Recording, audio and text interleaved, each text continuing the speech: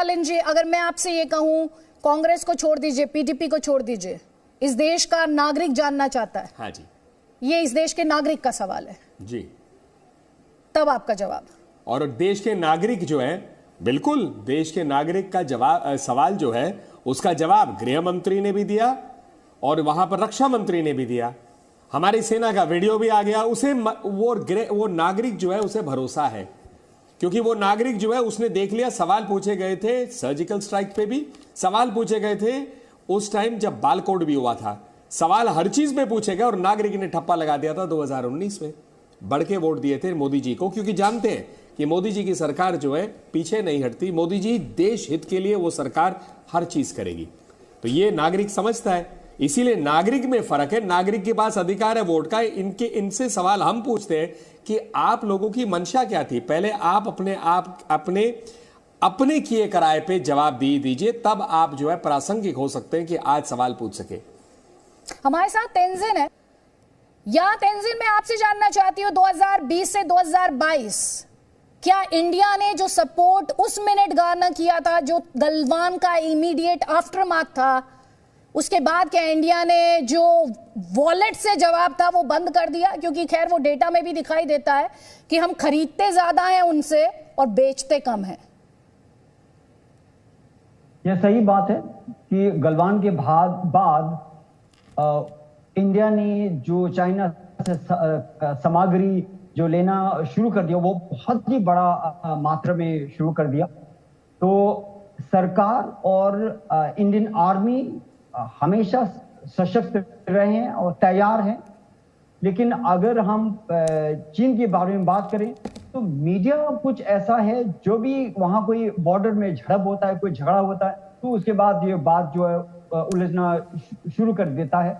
तो मुझे लगता है कि पब्लिक को जानकारी समय समय देने के लिए मीडिया में हमेशा हिमालय के बारे में, नॉर्थ ईस्ट के बारे में, चाइना के बारे में, तिब्बत के बारे में जानकारी देते रहना चाहिए, ताकि लोग भी रेडी रहे।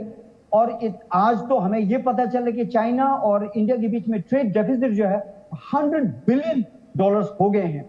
और अब हमें आप पहले ये प्रश्न कर रहे थे कि हमारा परमानेंट सॉल्यूशन क्या है। परमानेंट सॉल्यूशन यह है कि चाइना ने न सिर्फ तिब्बत और उसके ऊपर ईस्ट तुर्किस्तान और मंगोलिया के ऊपर कब्जा किया है। अब इंडिया डिफेंस में नहीं, ऑफेंस में होना चाहिए। India should start asking question about China's invasion. China ने Tibet, East Turkistan, southern Mongolia, Manchuria के ऊपर जो कब्जा किया है, उसके बाद में प्रश्न करो। और अब तब चाइना जो है घबराना शुरू करेगा। चाइना की पूरा क्षेत्र एरिया जो है वो 96 लाख स्क्वायर किलोमीटर है। उनमें से 60% ऑक्यूपाइड कंट्री है, चोरी का माल है। उसके ऊपर सवाल करना चाहिए। हम अभी तक चाइना को जवाब देते रहे। हम डिफेंस में नहीं होना है, हम ऑफेंस में होना है। चाइना को क्वेश्चन करना चाहिए, चाइना को संयुक्त राष्ट्र में धकेल लेके जाना चाहिए, चाइना के खिलाफ। आज चाइना के अंदर चाइना के शी जिनपिंग और कम्युनिस्ट पार्टी गिराने की बात कर रहा है, उसको सपोर्ट करना चाहिए। भारत चाइना में डेमोक्रेसी स्थापित करने की सपोर्ट करना चाहिए, तभी चाइना जो हिल जाएगा, गिर जाएगा। हमें वहां खड़े रहना है जहां इंडिया ताकत है। इंडिया का डेमोक्रेसी हमारी ताकत है, इंडिया का पॉपुलेशन हमारा ताकत है, इंडिया का एजुकेशन हमारी ताकत है।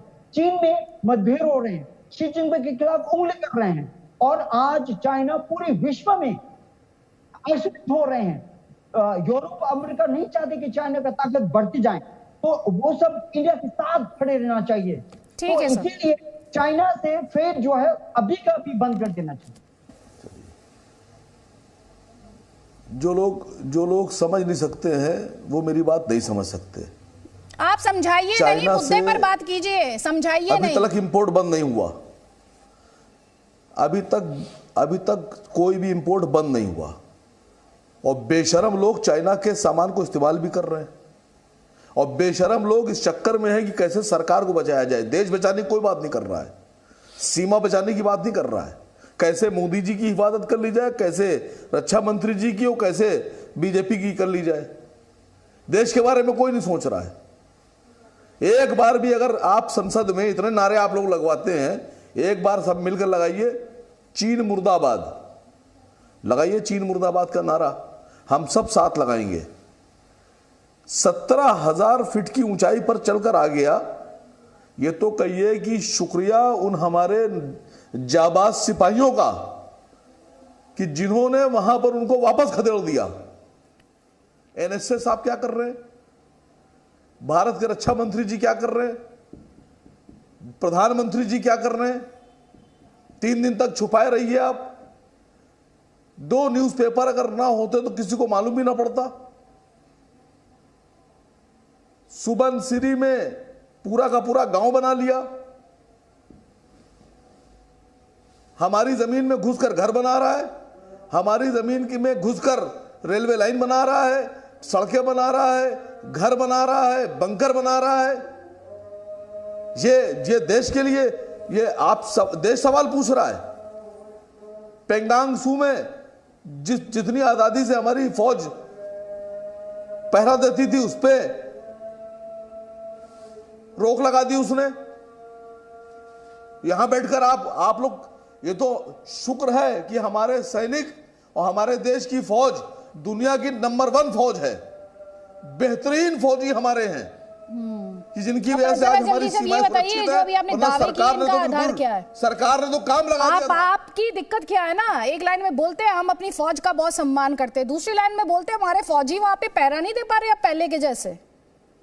वहां चाइना ने बहुत सारे पहरे लगा दिए हैं, भारतीय फौज वहां नहीं जा पा रही है, दूसरी लाइन में ये भी बोल देते हैं।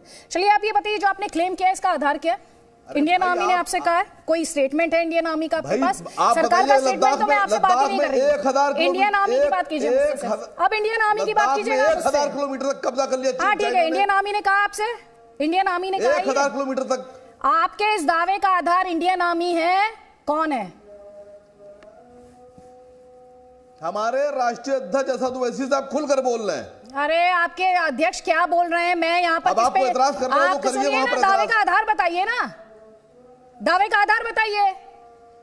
नहीं ओवैसी साहब लोग, आप 1000 कह रहे हैं, मैं कह रही हूँ चाइना के आधे चाइना पर इंडिया ने कब्जा कर लिया। बोलने का तो क्या है? ओवैसी साहब बोलने का तो क्या है? मेरे आधा चाइना इस वक्त इंडिया का गुलाम है, बोलने का क्या है सर? आप मुझे दावे का आधार बताइए बस।